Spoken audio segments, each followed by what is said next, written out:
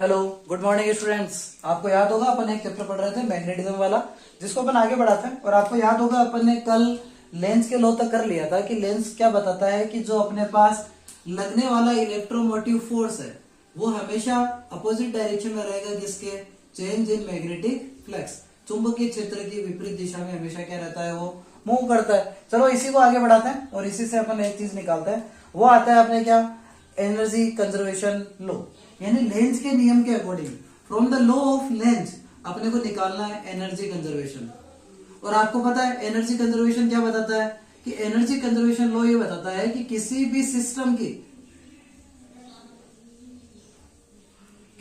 System की total energy को ना तो कभी अपन डिस्ट्रॉय कर सकते हैं, ना ही उसको न्यूली क्रिएट कर सकते हैं। बस अपन उसको एक फॉर्म से दूसरे फॉर्म में क्या कर सकते हैं, कन्वर्ट कर सकते हैं। तो लेंस का क्या, अपना जो एनर्जी कंजर्वेशन है वो क्या बताता है कि in the condition of electromagnetic induction, किसी भी विद्युत चुंबकीय प्रेरण की स्थिति में किसी मैग्नेट को मूव कराने के लिए, किसी चुंबक को गति कराने के लिए हमें वर्क करना पड़ता है, कार्य करना पड़ता है। इसी वर्क को अपने को किस फॉर्म में बोलते हैं, इसी वर्क को बोलते हैं अपन क्या, इलेक्ट्रिकल एनर्जी, यानी चुंबकीय, इसको विद्युतीय ऊर्जा के रूप में वर्क करते हैं। और टोटल सिस्टम की एनर्जी ऑलवेज क्या रहती है, कंजर्व रहती है। यानी किसी भी according to the Lenz law, Lenz का नियम क्या बताता है, किसी भी सिस्टम के अंदर किसी मैग्नेट को मूव कराने के लिए हमें कार्य करना पड़ रहा है, हमें वर्क करना पड़ रहा है। उसी वर्क को अपन क्या बोलते हैं, इलेक्ट्रिकल एनर्जी, विद्युत ऊर्जा बोलते हैं। और ये इलेक्ट्रिकल एनर्जी ऑलवेज क्या रहती है, कंजर्व रहती है, यानी संरक्षित रहती है।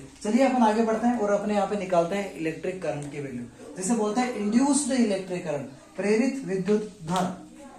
अगर अपने को निकालना है प्रेरित विद्युत धारा का मान, तो चलिए अपने को याद है E बराबर क्या होता है, अगर N कोइल दी हुई है तो -N d∅dt, यही होता है ना एनर्जी कंजर्वेशन लॉ का। ओम्स लॉ क्या था, ओम्स लॉ था V = IR। यहाँ V की जगह क्या है बेटा, V की जगह अपन E काम ले रहे हैं, पोटेंशियल E = IR। तो I की वैल्यू कितनी आएगी, I = हो जाएगा बेटा E/R, ये आएगा। तो इस I की वैल्यू निकाल के अपन ने अपन यहाँ से अपने को यहाँ पे जब E की वैल्यू रखनी है तो अपन एक काम करते हैं, यहाँ से अपन E बराबर IR है तो अपन यहाँ पे I की वैल्यू निकालते हैं और I की वैल्यू निकाल के अपन थोड़ा बहुत रख लेते हैं। तो चलिए यहाँ पे E की वैल्यू रख देते हैं पहले। जब अपन E की वैल्यू यहाँ पे रखेंगे अपन, तो क्या हो जाएगा, IR बराबर कितना होगा, -N d∅dt। तो I की वैल्यू कितनी आएगी, R को उधर भेज दीजिएगा।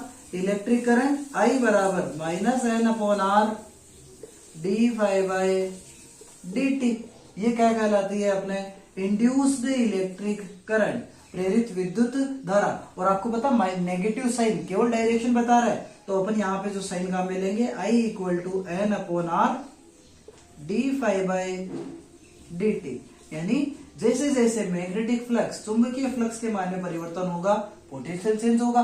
पोटेंशियल के कारण वहां पर इलेक्ट्रिक करंट भी चेंज होगी। वो पोटेंशियल कहलाता है क्या, इलेक्ट्रोमोटिव फोर्स। और यहाँ पे जो फ्लो होने वाली करंट है वो क्या कहलाती है, इलेक्ट्रोमोटिव करंट।